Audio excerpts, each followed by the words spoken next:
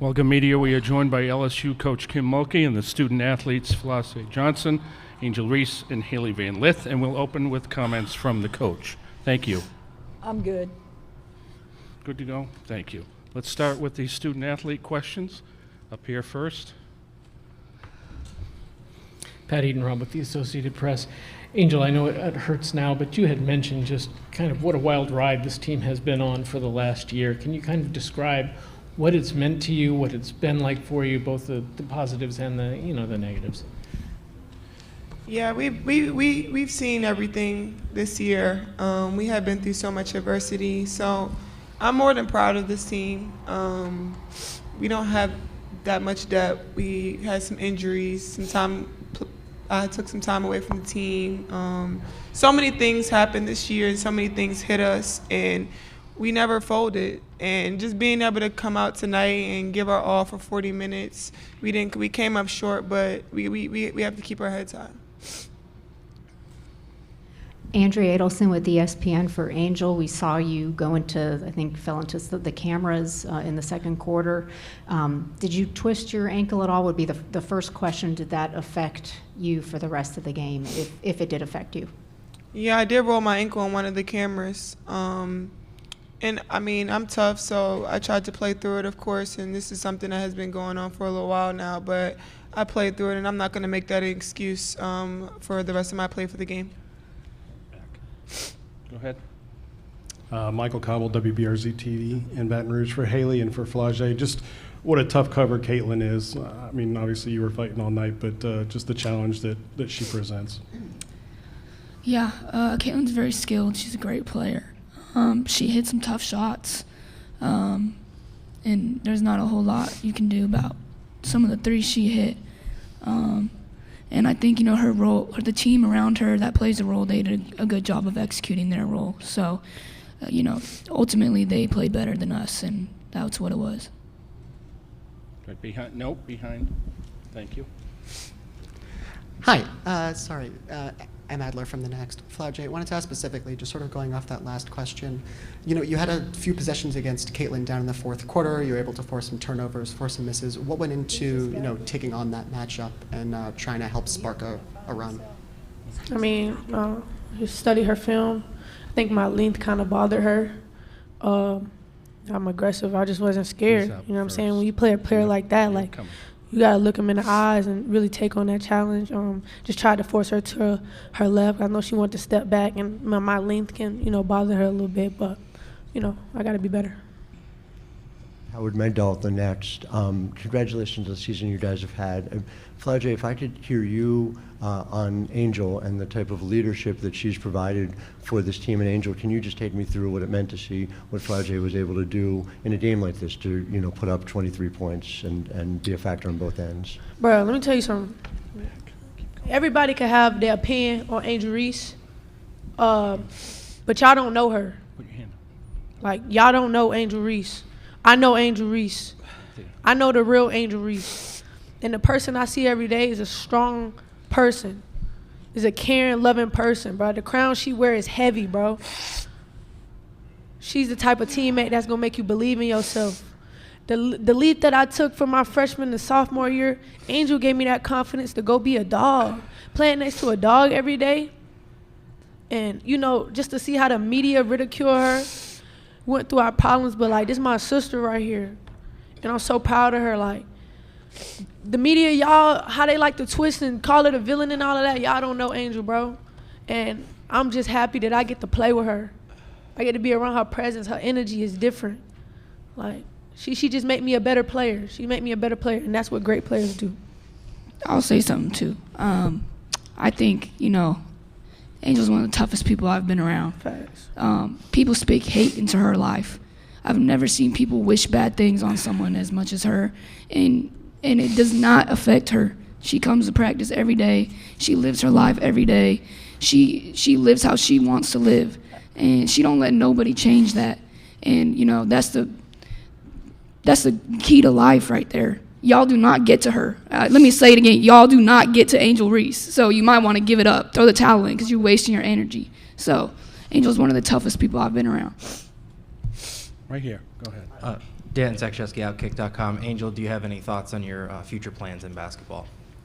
I'll make a decision when I'm ready. Jacques, do you say WAP TV in Baton Rouge? Do you need the players? The third quarter, what do you think kind of went wrong there? It seems like your little snake bit balls just rolled off the rim and some tough turnovers and so forth. Yeah, that's pretty much it. They outscored us in the third quarter. I think that was just experience, turnovers, like you said. I take that on the chin. I feel like I got to be better. Just communicating with my team better, getting us into the offense better. Like, I got to be better. I think as a team, that third quarter, kind of went under, never came back up per se. You know what I'm saying? But it was just it was small mistakes. Those everyday things we do in practice. That bad pass here, turnover here, defense misexecution, transition. You know what I'm saying? So it's going to be things that we got to clean up, but we take that on the chin.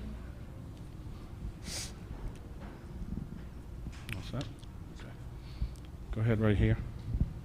I didn't have a question. You had your hand up. Go behind then. You did. Ben Pickman from The Athletic. This is for Flage and Angel. It seemed like, Angel, when you fouled out, you walked over to the sideline and you put your arm around Flage and Flage put your arm around you. Just what did you guys say in that moment, and what was that moment like for you both?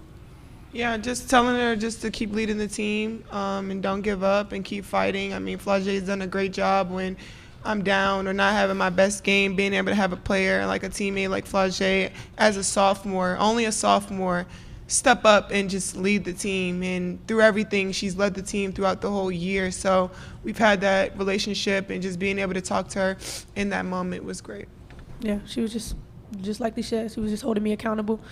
I was telling her, cheer us on, keep us going. You know what I'm saying? That's all I could do right there. Erica L. Ayala with CBSSports.com. Angel, this question will be for you if you are willing to share. What was going through your mind as you heard your two teammates right here on the dais just taking the opportunity to really stand up for you, and what your journey has been like that we don't get to see?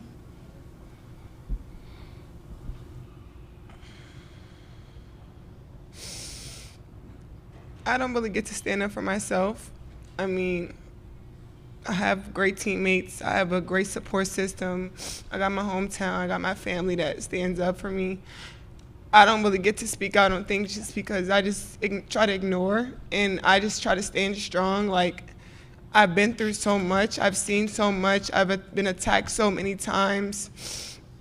Death threats. I've been sexualized. I've been threatened. I've been so many things, and I've stood strong every single time. And I just try to stand strong for my teammates because I don't want them to see me down and not be there for them. So I just want them to always just know I'm still a human. All this has happened since I won the national championship, and I said the other day I haven't had peace since then. And it sucks, but I still wouldn't change. I wouldn't change anything, and I would still sit here and say I'm unapologetically me. I'm going to always leave that mark and be who I am and stand on that. And hopefully the little girls that look up to me, and hopefully I give them some type of inspiration that, hopefully it's not this hard and all the things that come at you, but keep being who you are. Keep waking up every day. Keep being motivated, staying who you are, staying 10 toes, don't back down, and just be confident. This is for Kim. Can you talk a little bit? Let's wait till they leave. Sure. Yes, only players right now. Sure. Thank you. Sorry about that. If this is for Angel, can I same question for Angel and all three of you? What is the impact of the LSU Iowa rivalry on women's basketball? Let's start with Angel. Thank you. I think it's just great for the sport, just being able to be a part of history. Like I said, no matter which way it went tonight, I know this was going to be a night for the ages, and just being able to be a part of history is great. Playing against another great player, of course, is always amazing, and our viewership going up, and I'm sure so many different people watched us tonight. So I'm just happy to be here. I'm happy to just keep raising women's sports, not just women's basketball, but just women's sports in general. Flage? Yeah, it's good for the game. Women's basketball has gone to new heights. I'm happy to be a part of it. Just happy to happy to be a part of it. It's not all the times you get to see players like Caitlin Clark and Angel Reese. You know what I'm saying? And I'm just blessed. Last year I was a freshman seeing everything. This year I'm a sophomore, able to contribute. Next year I'm gonna leave my mark and grow the game. Haley? Yeah, like they said, I mean, it's an honor to be a part of it. It was an honor to be in that moment. And the best thing about rivalries is they don't end. So LSU and Iowa will play each other again, and we'll have another opportunity.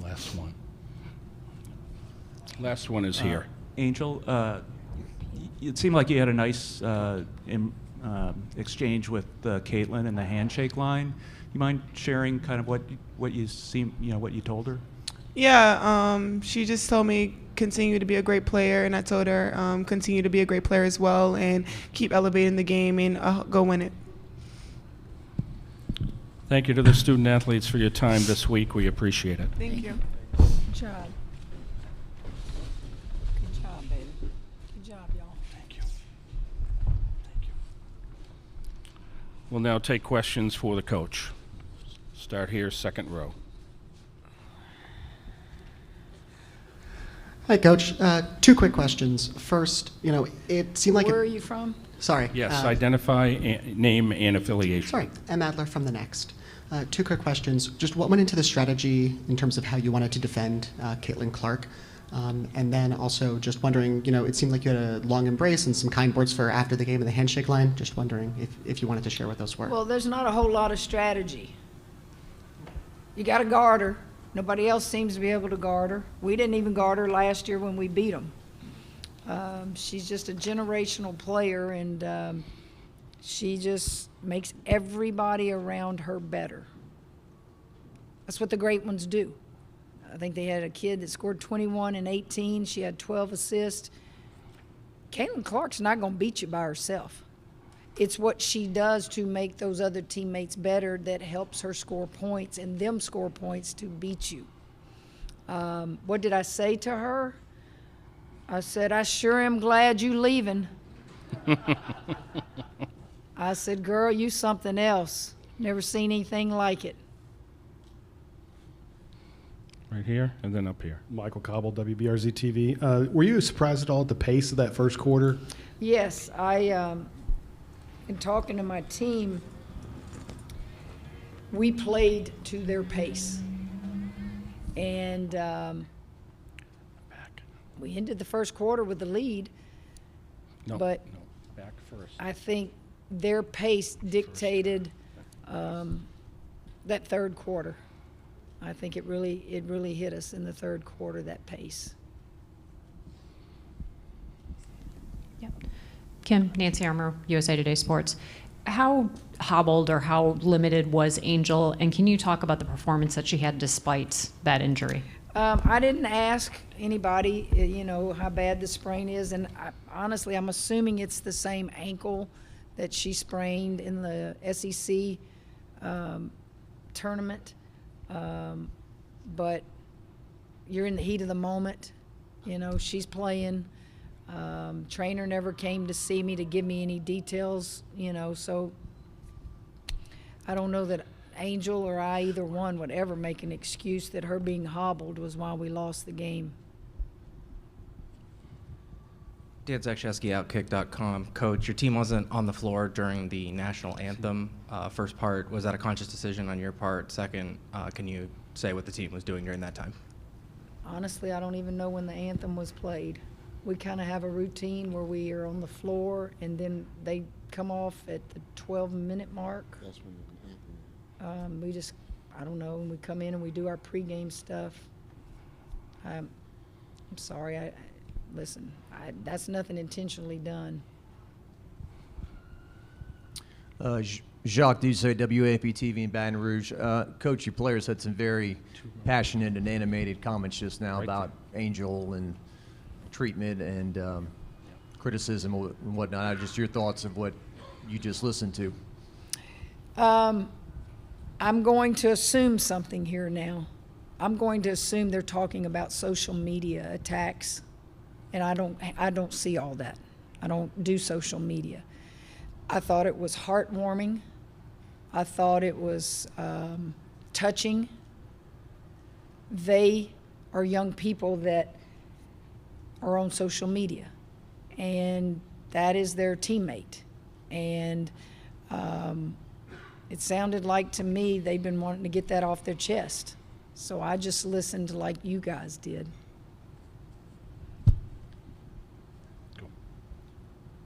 Reed Darcy with the Advocate in Baton Rouge. Coach, when you look back at this season, what do you think you're going to remember and feel the most?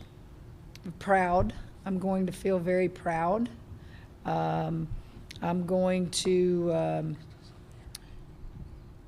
think of the little things that we overcame that put us in an Elite Eight. You're one game away from going back to the Final Four. And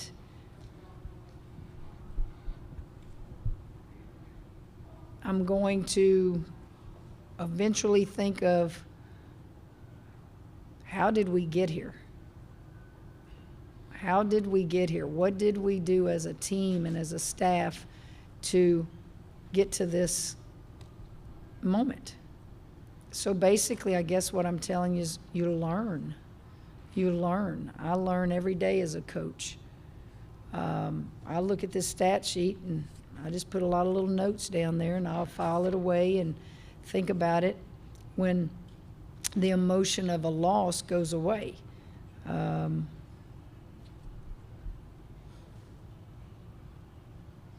We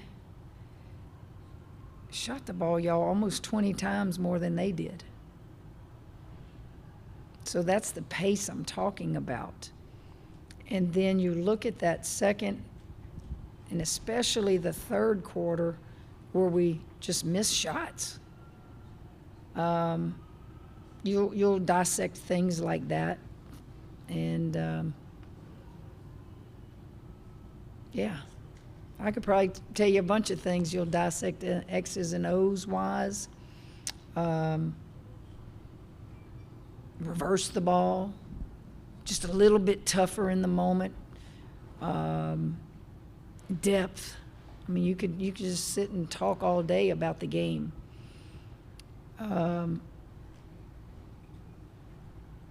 Only one team finishes the season happy, and boy, we got to do that last year.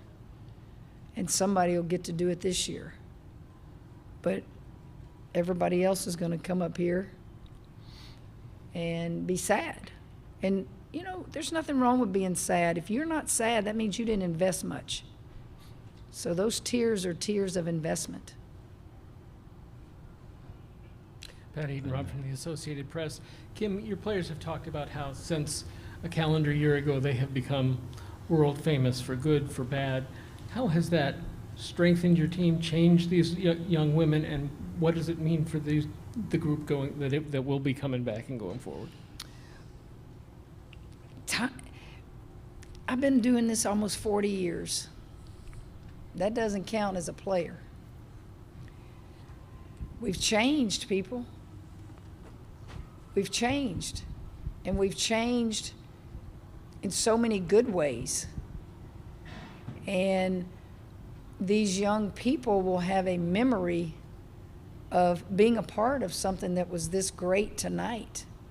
Many of them being a part of winning a championship last year. I can't describe to you how good it is right now in women's basketball. That's why I wish this game could have been at the Final Four. Wow. Sure was good for an Elite Eight game. And we're proud to be a part of that. Good, bad, indifferent. Our world has changed a lot when you talk about what they were just talking about, social media. I am honestly so oblivious to what those kids see, hear, and even participate in when it comes to social media. I know things when I need to know them from coaches or administrators, or I need to address things, but I don't invest in any of that. I don't. So if you want me to know something, you better send it to me. Otherwise, I don't see it unless a family member or a team member or somebody, brings it to my attention. Here, and then the last one in the middle. Go ahead. Hey, Coach. Azar Johnson from MV Sports. I wanted to ask you, Haley Van Lith, it's clearly her last game. If you could just, and I'm pretty sure having the night she had, if you could just speak to the contribution that she brought to this team and everything that she's done, because one game doesn't define anything. I'm pretty sure if anybody can speak on Haley and her contribution, you can. Well, I hope it's not her last game, but if it is, I'm proud to have been her coach for a year. She's got another year if she wants to come back. So does Angel. I know they have to make decisions, but the thing that we talk about a lot on the men's side, we talk about one and dones, right? And how, terrible that is. You go through a period, you can't have, these players for long periods of time. Man, they're selfish. They're going to take care of themselves. Look, everybody's different, and they got to do what they have to do. Haley Van Lith came to LSU after being an abundant shooter, shot it a lot at Louisville, had great success, was on good teams. But she graduated in 3 years with a finance degree. She wanted to experience all the things I guess she saw from afar with our championship last year. And for her to take that leap of faith and leave her comfort zone at Louisville, you don't see many players do that when she was that big a piece to their puzzle. She has embraced learning a new position, taking less shots. Our last game against UCLA, I thought her stats were very good, but I'm an old point guard, and I see all that. Forever indebted to Haley and her unselfish play to come to LSU to play with a lot of great players and learn a new position. Last one. Go ahead. Just the growth that we've seen from Can you Flage. ID again and affiliation? Michael Cobble, WBRZ TV in Baton Rouge. The growth we've seen from Flage and for Angel to sit there and say, the leadership qualities that she showed this year, what does that do for your team coming back next year? Well, all three of these young ladies were voted captains. And for Flage to be selected as one of the captains as a sophomore pretty much sums it up. She is just a person of joy. She just plays the game with a lot of heart, and she's learning to become a leader at a young age. And I'm glad I get to coach her. Coach, thank you.